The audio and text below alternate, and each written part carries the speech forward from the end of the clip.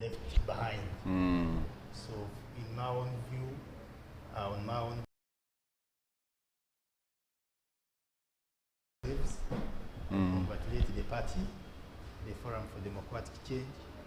I congratulate the Department of Media, which I superintend over, the Deputy Secretary in charge of publication and documentation. So we shall be going live weekly. Every week we shall be hosting various leaders of the party from the National Executive Committee, members of parliament. I understand there are some leaders whom the public doesn't know much. Absolutely. People who always work in the background who normally don't come out. Exactly. So it is our golden opportunity to showcase what FDC is made of, to showcase the leadership that we have in the party. The good thing with the technology, you'll see media has become expensive, especially mass media and print media. So the FDC, we have made an alternative to reach out to our people, to communicate to our people via this digital platform, because we feel it is not expensive and it is also reachable and affordable to our people. Yeah. So we shall be featuring weekly, and we shall have various leaders, even from the districts. Oh yes. Them Leaders so from that they can also share what happens in their districts. We shall also be sharing not only information about the party, but also information about the country. Yes. The economy, we shall be dissecting on economy, in the political field, in the social world, Yes. as well as even internationally.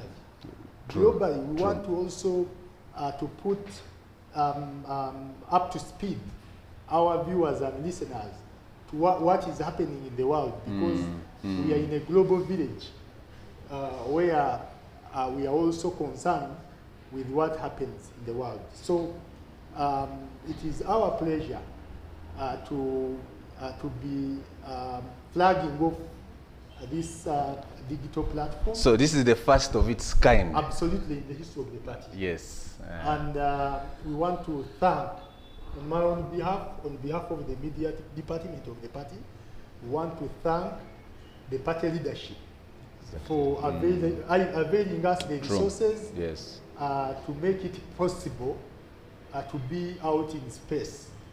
I want to specifically thank our party leader, the Honorable Engineer Patrick Amyatoboy, and also the able Secretary General, the Honorable Nathan Nandala Mafari, and the entire leadership for making it happen, because it has been proposed a very long time ago that we need to embrace the digital technology, and we are here. Oh yeah. So allow me also to congratulate our Muslim brothers and sisters. Yes, we are actually in Swawum. Because it we are is near Swawum. The end of Ramadan. We are in the I last want days. to thank them and congratulate them Yes. for having observed the fourth pillar of Islam, which is fasting. We have observed it from the start, and we shall complete it. So we are left with almost 1 day to go, because this is the 29th day. It is the 29th day. So we want to thank them for observing it. We pray to the Almighty Allah to accept our fasting, and also to accept the deeds that we have done in this holy month of Ramadan, True. and also to bless us with the blessings and glad tidings. And also we wish the Muslim fraternity Eid al-Fitr, Eid Mubarak. On the other hand, the Christians are also fasting. Our Christian brothers and sisters who are also observing the Lent period, which has about 40 days. So they are in the middle of the journey, We want to thank them and also wish them well in the journey, in their journey, and we also pray to the Almighty God to bless them and also to accept their deeds that they are doing in this holy month of Lent, and we wish them a happy Easter. True. Thank you so much, Mr. Walid Rubega, for that discussion. Now, so like you have introduced the TV, we are going to be here almost every week. We are going to be having different readers, and we are going to be discussing different topics. For today, let us look at what is currently happening. The joining of UMEME, then UEDCL, UMEME handing over back to EDCL. Then we hear yesterday, I think the Auditor General released the report which puts UMEME at a lower price, payout. What is all this? What is this payout? So because UMEME has been doing business here and have been earning money. And at the end of their term, their contract, now government has to pay them. You first bring us to speed. What exactly is happening, and you give us an insight of what is actually happening here. Thank you very much.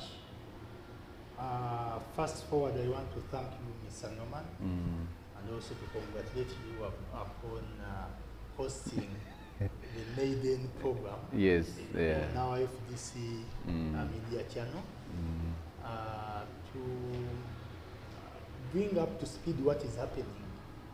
We are discussing the issue of UMEME UEDCL transition, and this transition is being occasioned by the elapse of the contract.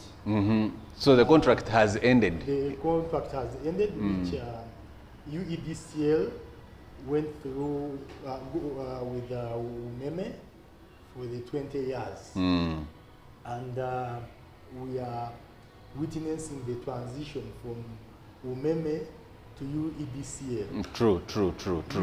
UMEME UEDCL contracted UMEME to generate and also transmit electricity to the to be the middleman. Also to be the middleman. And it came up with an agreement and a concession that has guided the journey up to its end. So the journey has now ended, yes. What we are discussing as a country is what the Honorable Minister for Energy, the Honorable Dr. Canon Ruth Nankabirwa Sentamu, presented to Parliament about the elapse of the contract between UMEME and UEDCL. So that is... I don't know what we can term it. So that is the payout, because the media is saying the buyout, payout. Exactly. So we don't know. Yes. So now I have been contracted. The eyebrows. That is where the problem is. Yeah. We are looking at an example. I've been contracted to build a road from Masaka to Kampala. Exactly. So I have built a road and my contract is finished. So why do you now again have to pay me? Yet you paid me to do the contract and the whole thing. Absolutely, that is the area of concern to every taxpayer, because we are all consumers of electricity, and we have been in it. So our concern is drawn to the contract that UEDCL, all government, entered into UMEME, that gave leeway for UMEME to be given that latitude of requesting for 857 billion. 857 billion. It has been unprecedented in the history of this country and even in the history of contracts. Because what we know, the standard operating procedure has always been after the elapse of the contract, you just move. You move. That is it. That is so there's no need of paying you. So that is what, but the bigger thing lies in the contract. For the interest of time, allow me to go into the nitty-gritty and the intricacies of the contract that the government of Uganda entered into with UMEME. We in the leadership of the party, we believe it was really inordinate, it is really unpatriotic, it is something which we must condemn, and as a party, we are very much concerned, and we actually call for a forensic audit into this kind of shoddy deal that is bringing taxpayers to pay. So these are you actually bring out the issue of the contract. Exactly. Are these the terms that were agreed upon while UMEME was signing a contract here? Yeah, it is part of the term.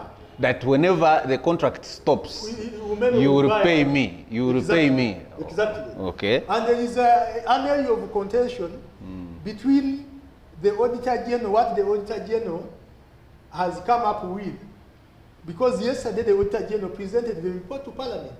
True. Yes. Mr. Akol presented the report to Parliament, where he said UMEME would be given 432 billion. Instead of 700. Instead of the 700. That's almost halfway. Billion. That's almost halfway. 720 billion that UMEME is requesting. So that means in the contract, as they wrote the contract, they did not determine how much the buyout would be, if it was to be there. Because if they talk about the buyout, they did not talk about how much the buyout would be. No. Yes. In the contract, the basis of coming up with the figure depends on the assets, on the assets that UMEME is leaving behind. Oh. So, but we are also not sure whether even these assets will be given back to government, to UEDCL in this picture. So we are compensating and also giving a thank you tip. So does it mean yes, UMEME was not making profits? Actually, UMEME was making abnormal profits.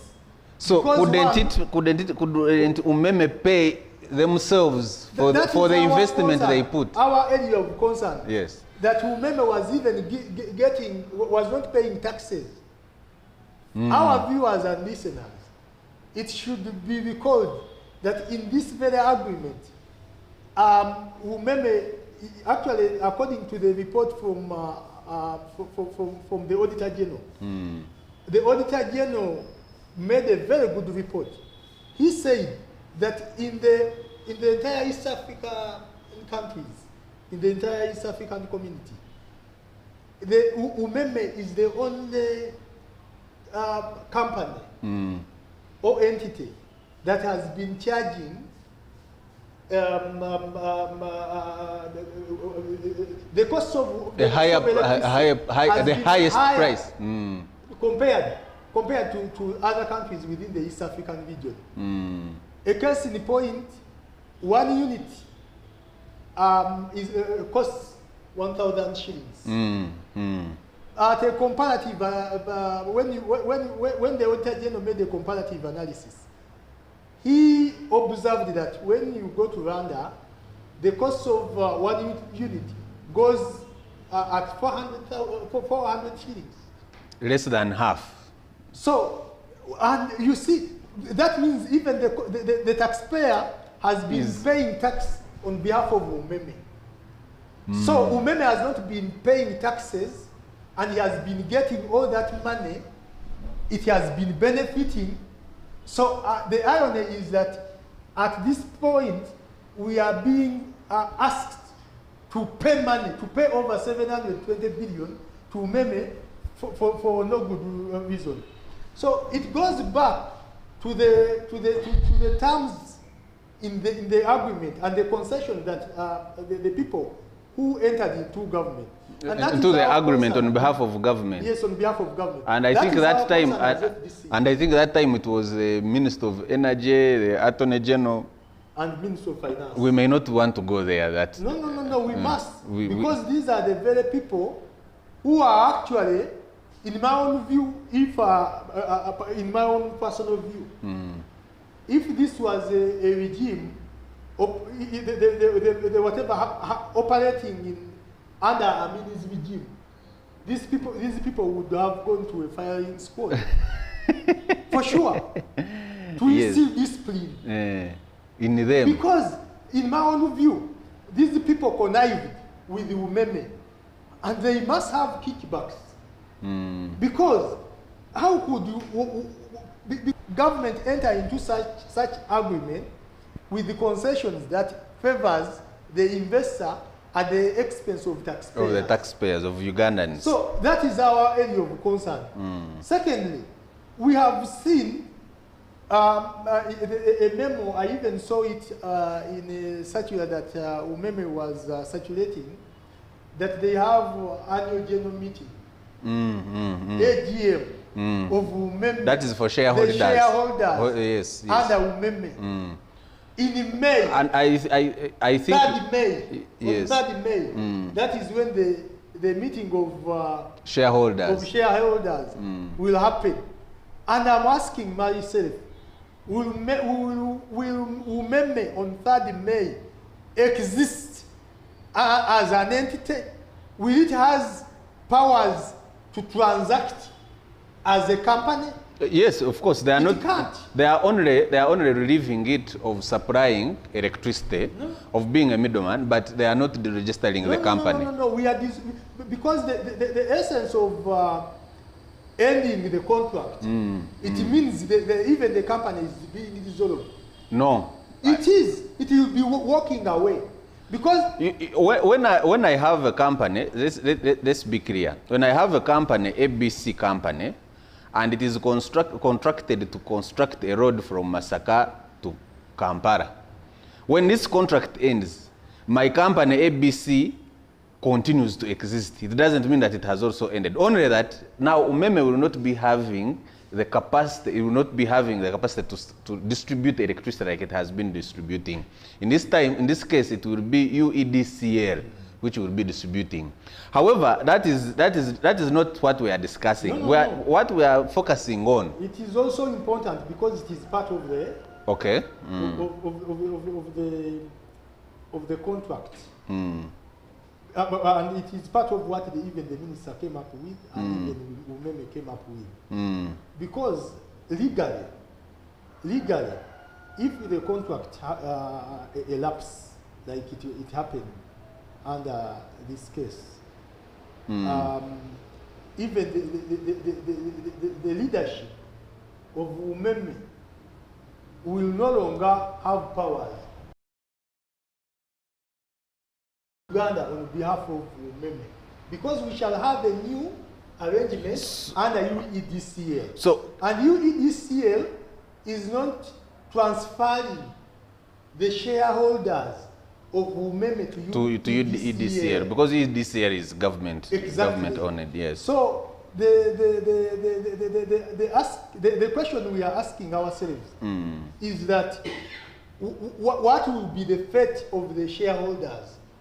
People who bought shares under Umeme. Okay, that means they will not be. They have been left. I think that one will be discussed in the annual general meeting. I think even Parliament had to put them on the wall to safeguard the interests of Ugandans who bought shares. Who bought shares in Umeme. They deserve justice. They deserve to get their final share. That as the company is being wound up, they had to sit down and share the profits that they have made along the way. Exactly. Along the way, yes. Because how could we allow Umeme to move scot-free with this money they are requesting, the over 720 billion, without even giving money to the shareholders? So in my own view and in the view of the party, we think that this is really unfair, and Parliament had to go into it. And also another issue is, government never made a cost-benefit analysis. Yes. while undertaking this kind of facility or contract, going into this contract. Because what do we benefit as a country by contracting umeme? First of all, umeme is a parastatal in South Africa. It's a private company, yes. It's a private company. And also, not a private company, it's a government parastatal. Parastatal. Okay.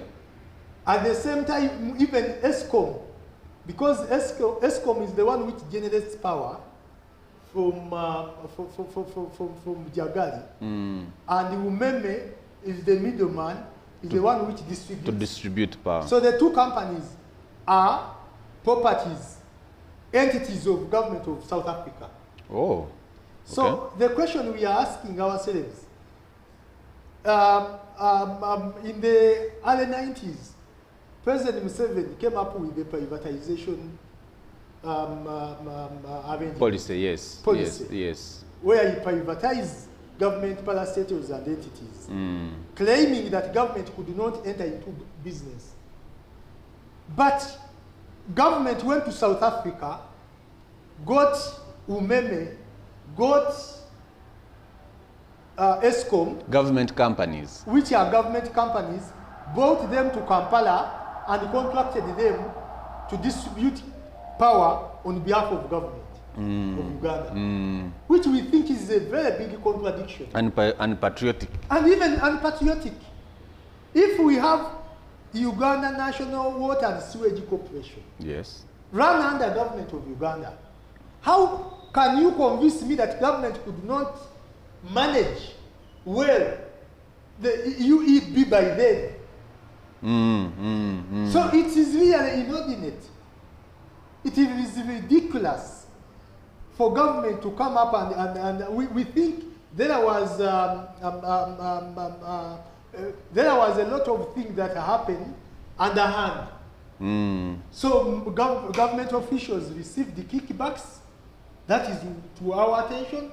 That's why they went and contracted this company, which has been siphoning money from taxpayers. So we believe the Ugandan deserves better, and Ugandans have not really benefited. And we think government should, first of all, Parliament should go make a forensic audit into this shoulder deal and establish what we have lost and even what we have gained. Because we think umeme came with nothing.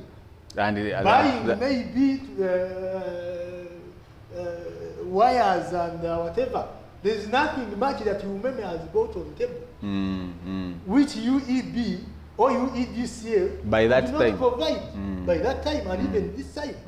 So we think going forward, we need to move away from the challenges that we had in contracts of the Simba Dam, Bujagali, Entebbe Express Highway, the Karuma Dam, the Entebbe Airport, even the Lubowa. All those contracts have not benefited the taxpayer. Exactly, in Lubowa. A case in point, we had a penalty because this is another penalty. Umeme is another penalty. In Lubowa, where a so-called investor was being brought and Ugandans had to pay money for an investor to construct a hospital. You mean Ministry of Health could not construct a health facility in Lubowa and we bring in penalty? What does penalty bring on table? So all that is what all those are bad deals. Concerns us as a party, and we feel Ugandans have been cheated in these kind of shoulder deals, and Ugandans deserves better. We call for a forensic audit so that we can end this kind of quagmire. Oh, thank you so much. But now, as we conclude umeme, government has already borrowed the 700 billion. No, 857. 857 from Stanbic Bank. The Auditor General is advising that instead, let's pay 432. So in that situation, what is going to happen? because money has already been, the process of borrowing has already been going on.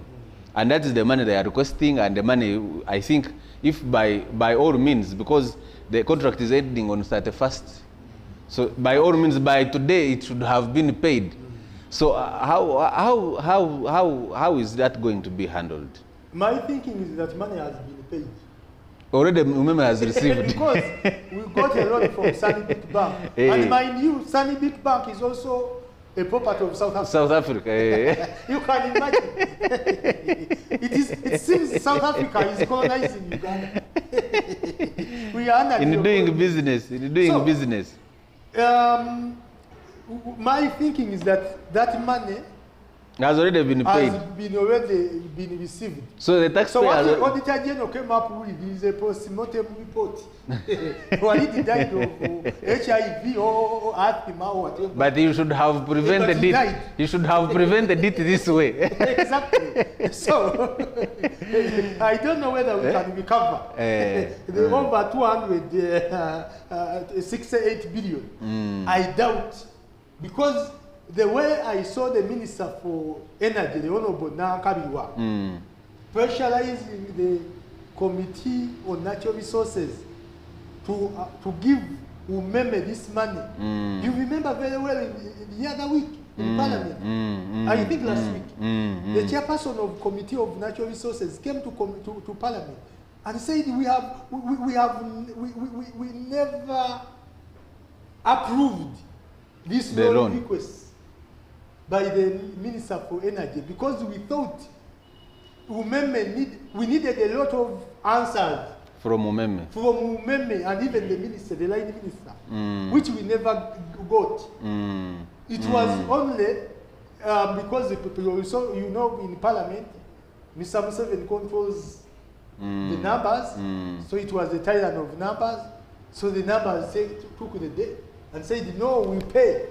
So the numbers, exactly, the usual numbers, absolutely, the usual numbers, without looking at all the nitty-gritty that have amplified. I understand even the Auditor General's report was not read by MPs. It was only presented to them. They did not have time to discuss it. Absolutely, and it was passed as is. Yes, without knowing without any discussion. Exactly. So in all this, taxpayers are going to lose. They have already lost. Absolutely. By all means, in most cases. Because there are people behind this kind of quagmire. There are deals. There are deals. There are government officials who are looking at getting money at all costs. There are people who are going to benefit the kickbacks. So they cannot allow to go into that details of the Auditor General. There are people who benefited the time of the signing of the agreement. Absolutely. There are people who are going to benefit now, and there are people who have been benefiting. Absolutely. And they don't care about the taxpayer. Nothing. Most likely, that is what is happening. Thank you so much. Is there anything else you have about this particular topic? Because next I would want you to give us what is happening in South Sudan. We are seeing the UPDF is being deployed in South Sudan. Last time when I heard, I think the leader of the Prime Minister of South Sudan, the Honorable Riek Machar, was arrested. I don't know. The first Vice President was arrested. I don't know. Are you aware of what is going on? And you brief us briefly. We in the next about I think 30 to 20 minutes as we conclude the program. We are deeply concerned as a country and even as a party. What is happening at the neighborhood in South Sudan is an issue of concern. Actually, also in Congo, I think briefly you also peep an eye in Congo. In Congo. And we are deeply concerned as a country because fast forward, what is happening in South Sudan, the country, in our view, we have a hand in it as a country.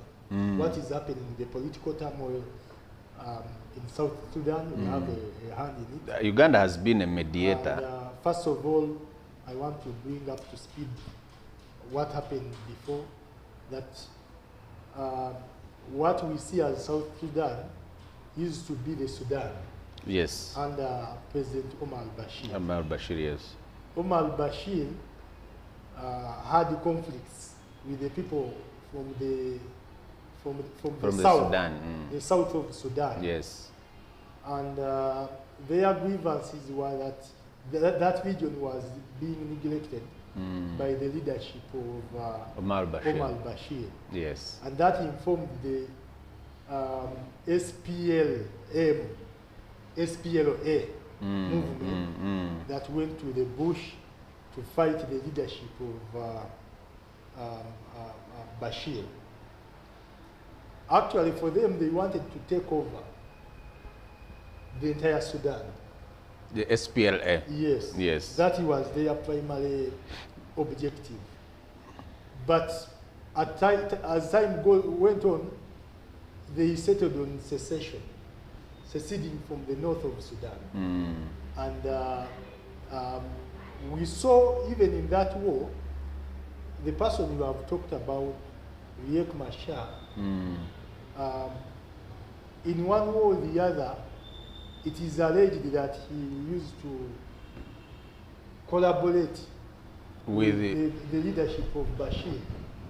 Okay. Because Bashir also wanted a force. So even when they were in antagonize. So even when they are in the bush. Exactly. Oh, so those problems began from the bush. Absolutely. Okay. Even after secession, we see Garang, because Garang is a kingmaker in making the new Sudan. He played a very pivotal role in making the new Sudan. Garang parted ways with Riek Machar and Lama Akol. So Lama Akol, but on the side of Garang, he had trusted lieutenant like the current president, who is Salva Kiir, and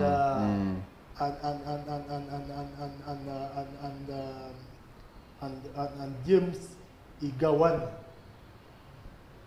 They really gave a supporting hand to the late leader of SPLM, General Garang.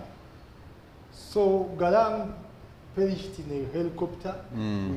Yes, I remember that story. To Sudan after an engagement with President Museveni. And he got an accident. Yes. And in one way or the other, it also contributed to the instability, to the paralysis of today. And then the SPLM chose a leader in the names of Salva Kiir to succeed him. And in 2011, Sudan got independence at a historic event that happened in Juba, and they started. They joined forces. That is, Riek Machar was made the vice president, and Salva Kiir became the president, the founding president. Yes. Of the new Sudan. But the conflict is also rooted within the tribal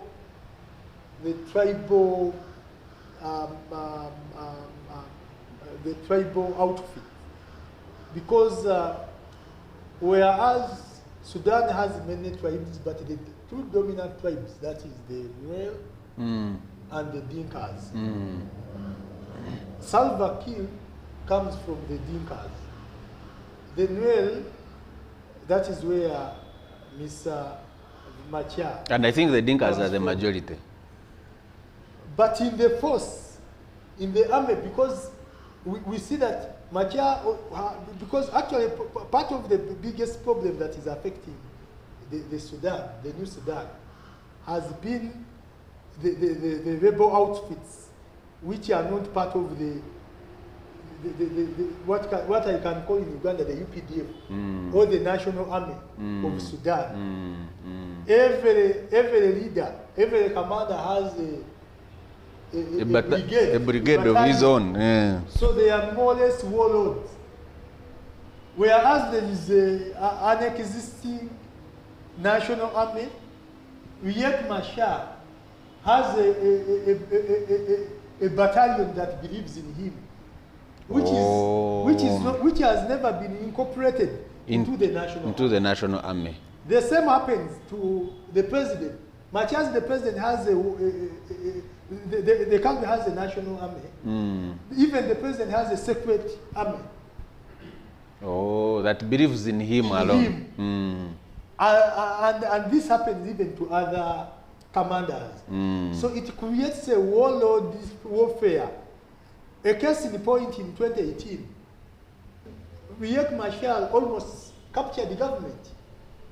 Because, first of all, in the government of Sudan, in the national army, he had the majority combatants who are the Nuer, and they were believing in him.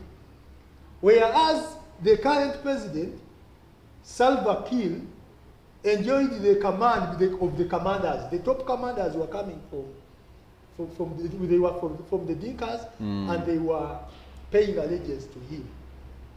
And I think if it wasn't the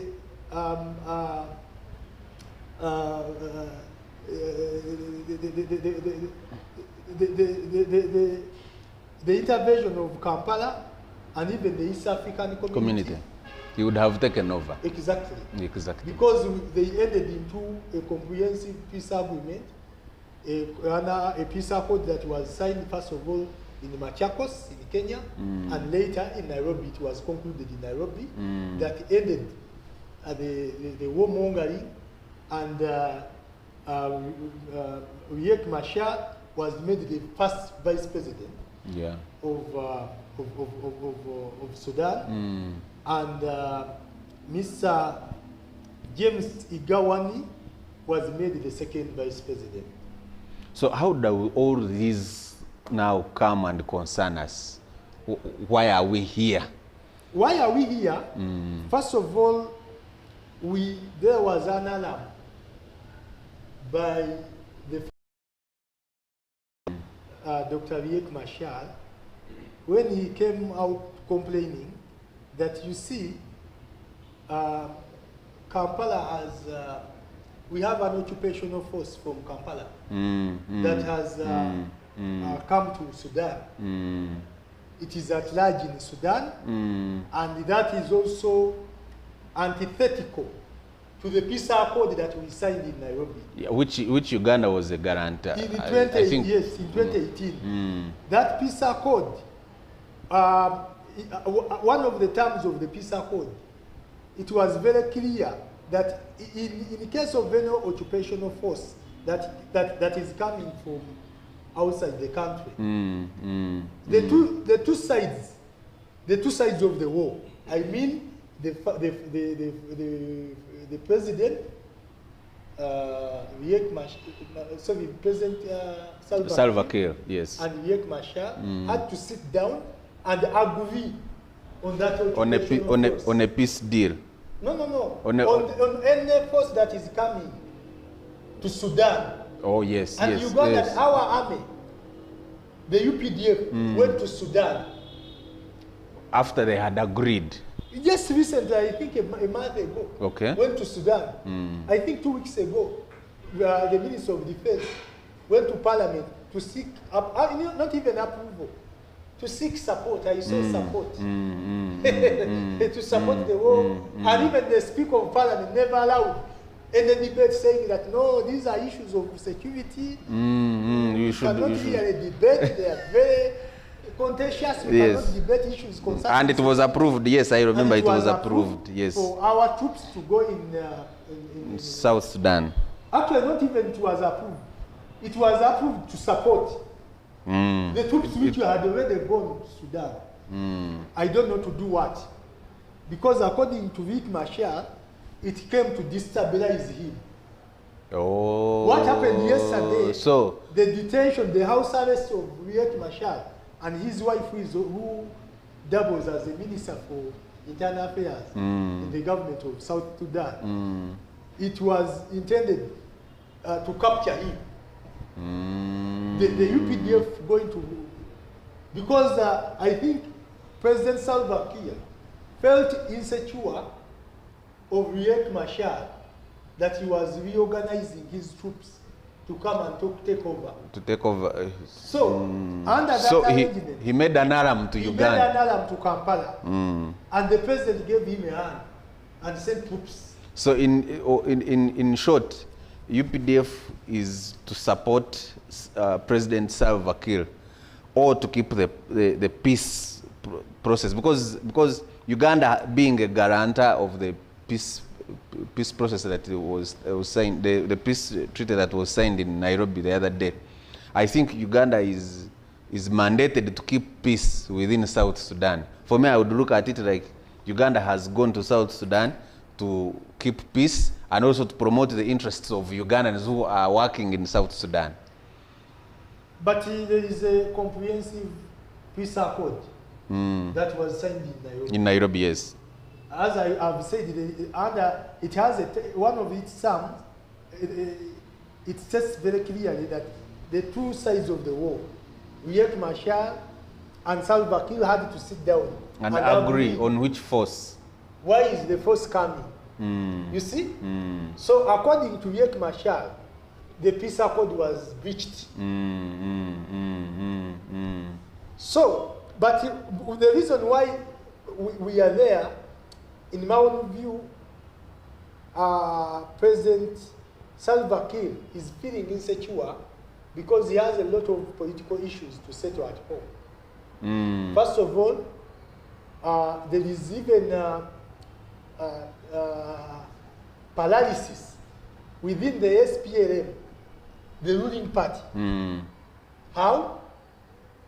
The President Salva Kiir, I think due to ill health, our viewers and listeners must recall that I think in last year, there's somewhere where they captured him on camera, waiting himself. Exactly. So that means even the health of the president of South Sudan is really not in good shape. Looking at that, the president is looking at a succession. So Sudan is in a situation of succession versus transition. Transition, yes. Whereby the president is looking at another person to hand over power after him. Different from Riek Machar. Within the government, the president has retired, or he reshuffled his second vice president, Mr. James Igawani, who was the second vice president, whom they have they have trekked a long journey together from 80s when they were still fighting Bashir. Exactly. Just like I said earlier, when they were battling Garam, they were together with the Igawani. So that's why he was made the second vice president. So recently he reshuffled him from the position of second vice president to become the Secretary General of SPLM, the ruling party. The Igawani has not come out to accept the replacement. He said, no, that is real unfair. And it has brought a lot of contention internally within government and even the ruling party, the SPLM.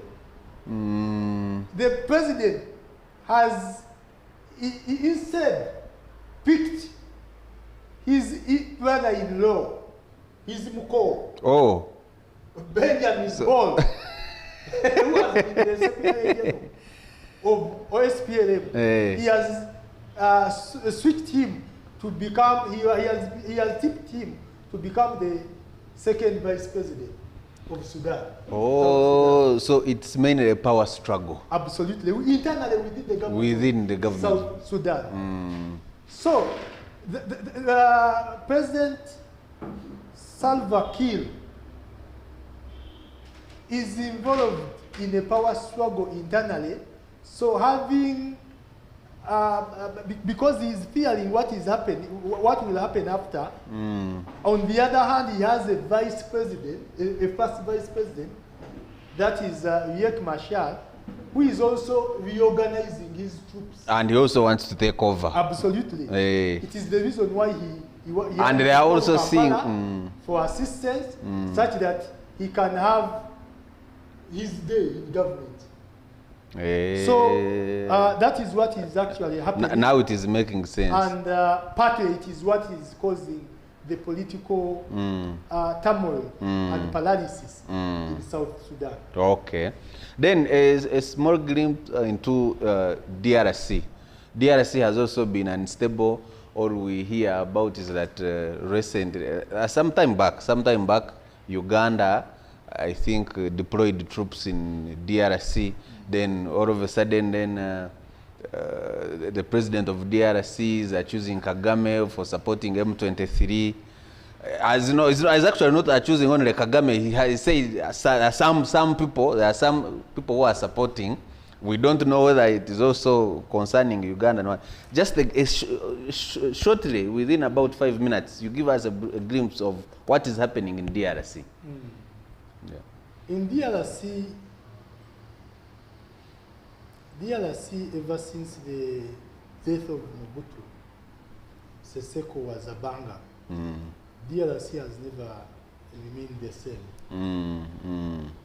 We have seen warlordism taking shape, where different warlords taking territories, and the reason is because of the natural endowment. The minerals. The minerals that DRC is endowed with. So they are fighting for the resources. I understand there are some parts in DRC where government doesn't collect taxes. There are mercenaries there collecting taxes in those areas. Absolutely. So it is what is really causing, and historically, even after Desire Kabila briefly as a president in his administration, and I think partly it is what caused his death. He was assassinated and replaced by his son. And was replaced the son. The son never resolved the issues, the crisis within DRC, and thereafter we saw the African Union coming into shape, bringing in troops from different countries in order to guarantee security and political stability in DRC, which actually never took place. Comprehensively brought peace in DRC. We saw the transition from Kabila, the son, to the new president Tshisekedi after the election. Yes. And Tshisekedi inherited the problems that has spilled over the years. So we saw M23 mounting a strong offensive in Goma and taking over the territory, as well as the government of Kampala also safeguarding the president. Is the one which is in charge of providing security to President Tshisekedi. I think President Tshisekedi and his leadership thought of a comprehensive arrangement that could pacify DRC. He went to US and sought the intervention of US President Mr. Trump, and they had made an agreement with the concession of giving up some of the minerals, the mineral deposits of Congo, such that US could come and help with M23. and watch out M23. all the, not only M23, but all the militias that are in charge, because you are talking about M23, but there are a lot of militias. In There's Congo. one called, led by General Makanga. There are many. And even other countries are also interested in the gold depots and the mineral depots of Congo. So President Tshisekedi believes that with the intervention of US will manage to wipe out all the militias and pacify and bring total control Back to him. but under his control. So, but I see Uganda as one of Uganda as a country under President Museveni has a lot of vested interests in Congo, especially in as far as controlling the minerals and even the security is concerned. And I know that even the Trump arrangement that Tshisekedi went into, Mr. Museveni is not very far from that kind of arrangement. You could be also an invisible hand within. You know, Mr. Museveni has, over the time, has become, has built himself a machinery group akin to the Wagner we saw in Russia. So that goes to every country. Whoever pays Absolutely. whoever pays President him. Museveni currently is in Equatorial Guinea, and in Equatorial Guinea, 3/4 of the army that is safeguarding the leadership of Equatorial Guinea is coming from Kampala. Oh. Recently, we saw in Parliament, President Museveni requesting Parliament to approve a supplementary budget. There was a vote called UPDF operation. So what was that? It was Is there an operation in Kampala? It or was in Uganda? UPDF operation. That operation could be the operation overseas. The operation maybe So, in Equatorial Guinea, maybe I think in Congo. we will have another time and discuss more about the UPDF mercenary and supporting other countries. But a brief one, we have seen Kagame and Tshisekedi meeting in one of the Arab countries. I think there is an, yes, there is a leader in Kuwait, sorry. Is it Kuwait or Kuwait, Qatar? I'm not sure. But there is a leader who is trying to bring them together. Could this be the start of a peace process? Actually, even this is coming at the advent of animosity between Burundi and Rwanda. We recently saw the president of Burundi, General Ndayishimiye, saying that they are going to wage a war against Rwanda. Against Rwanda. And I think the Kuwait arrangement is ostensibly to bring tensions down, to bring the warring parties on table, such that the normalcy and peace could return to those countries. I think that is the purpose of. That is the purpose of this that's kind of even meeting. those countries have interest and stake in all those countries. Oh yeah. That's why they are coming in. So we can see peace. And this is coming at the time when East African Community, under the leadership of President Ruto, yes. has failed to resolve the impasse and the crisis within those countries. Within the region. So they have gone to me, I think, would be in the long run, solve the security, the political tension between those two neighboring countries. Oh, so we could see peace nearby. Then one last thing. Last night we got the shocking news of the passing away of a veteran journalist, Ndugu Shaka Sali, the popular host of the talk show of Straight Talk Africa. Maybe some word or some word of condolence to his family.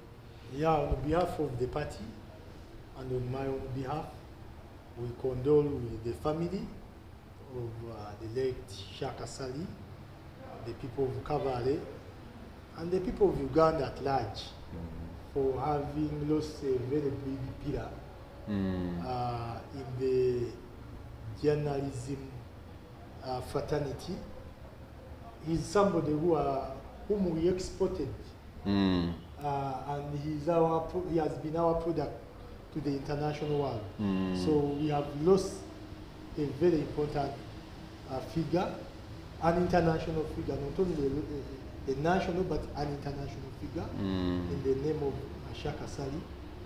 Shaka Sali will be remembered for his political shows which he moderated, the calm demeanor, where he hosted several, especially opposition political figures from across Africa. He gave them platform, which platform they could not get from their countries. International spectrum, to air out their issues and also to project what is happening in their respective countries, Uganda inclusive. Our founding president, the Honorable retired Colonel Dr. Chris Abesije, was a frequent visitor on that panel of on Straight Talk Africa, hosted by Shaka Sali. We saw Bobby Wine and even many other political figures from across the board, whom he used to host, and also, so the show was informative before he retired, but also in the country he gave back to the community. Here, when he established the Shaka Sali School of Media. Okay, yes, here in Uganda. Here in Uganda, which has really started honestly to train young Ugandans in journalism, and he has actually also been a role model. Many young people have been inspired by him to join the journalism fraternity, courtesy of him. So we are going to miss him a lot. We pray that the Almighty God rest his soul in eternal peace. May he rest in peace. As he always says, that get better, not bitter. Exactly. Yes. Thank you so much, Mr. Walid Mulindo Rubega, for turning up for this program today. I think we have run out of time. Our program was meant to be 1 hour. I think we are about 1 minute away from the end of the program. Maybe a recap that we have discussed a number of things. First of all, you welcomed us. You said this is a program that is going to be happening, I think, every week. We will be hosting different leaders from different departments. If leaders within FDC, leaders who matter within this country, and we'll be discussing a number of issues, including current affairs and all other things. And then we also talked about the Umeme handing over to UEDCL, the saga and the nitty-gritties that is around there. And briefly also looked at what is happening in South Sudan and then DRC.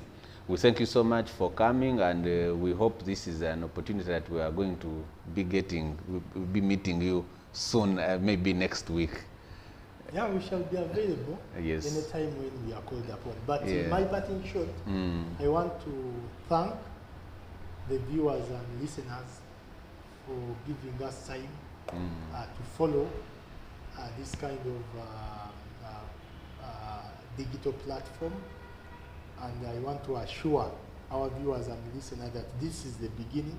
We are going to be coming every week.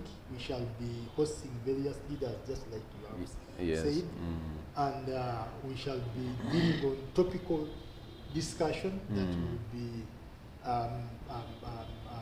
happening in good time, and we shall have it continuously. We pray that you follow it. We request that you share and also inform other people to be part of this conversation, wonderful conversation, Yes. which is insightful, and we think that we shall contribute to the nation building, as well as informing the country and also Ugandans what is happening in Uganda, what is happening in the party, and what is happening globally.